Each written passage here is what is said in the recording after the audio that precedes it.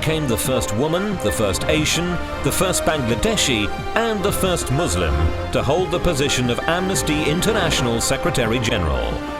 Reforming Amnesty's response to crisis situations, she led the organization through developments in the wake of 9/11, resisting the backlash against human rights, expanding Amnesty's work to include economic, social and cultural rights, as well as civil and political rights, and launching a global campaign to stop violence against women.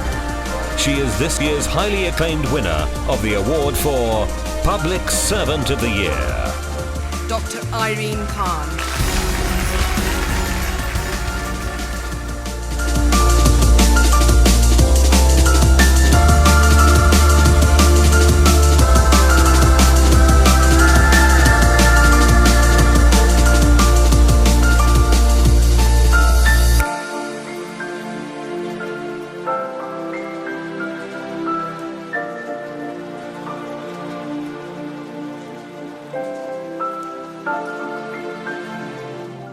Who are putting their lives on the front line of human rights every day. You only have to open a newspaper, you have to just watch the television, and you see those people out there putting their lives on the line.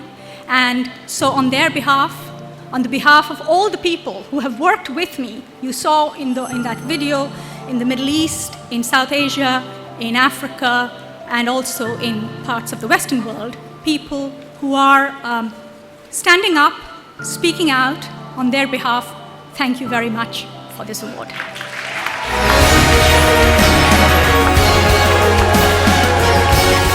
The Asian Awards Public Servant of the Year, Dr. Irene Khan.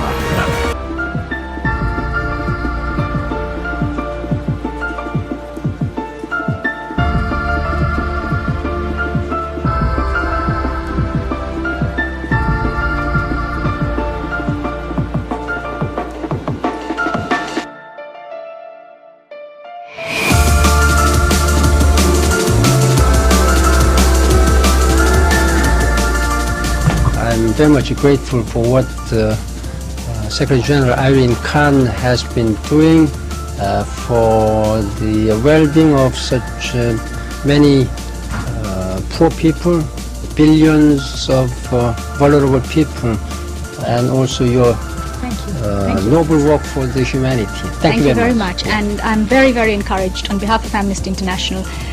I'm very encouraged by the support that you have shown to the issues of development and human rights, and we look forward to working with you next year as the 2010 UN Summit comes on the Millennium Development Goals, because I think together there is a lot to be achieved between civil society and the United Nations. So thank you very much, sir, for your leadership on this Thank you issue. very much for your leadership, and all the best to you. Thank you. Let's work together. Thank you you very much. Thank you. Thank you.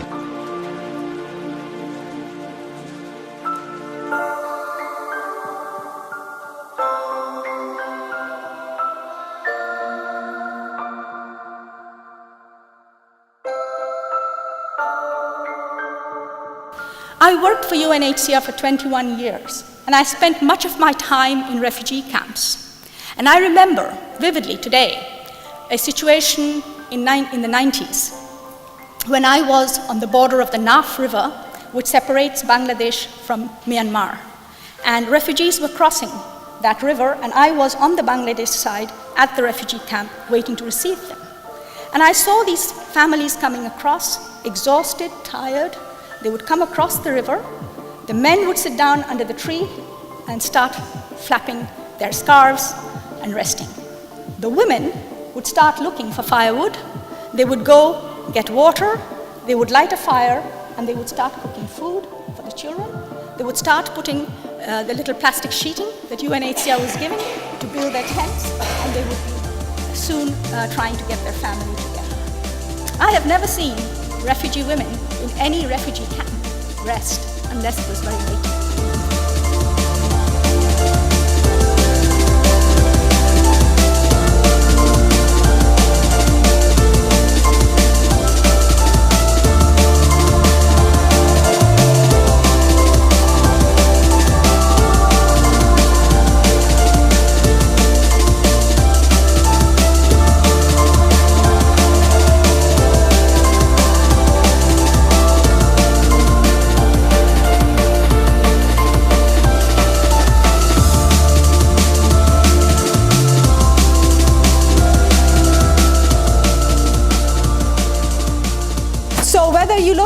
history, culture, literature, you see this hidden scandal which is now being exposed, and it is being exposed thanks actually to the work of women. And that brings me to the second idea. One is to recognize violence against women as a human rights problem, and second is to recognize women themselves as agents of change. And where we see change happening, it's happening because of these women themselves. Even the issue of violence against women being put on the human rights agenda was actually done by women's groups and women's movements. To look at women like this, who are smiling because their lives have changed, because they have helped themselves, but they have also had the support and solidarity from around the world. Thank you.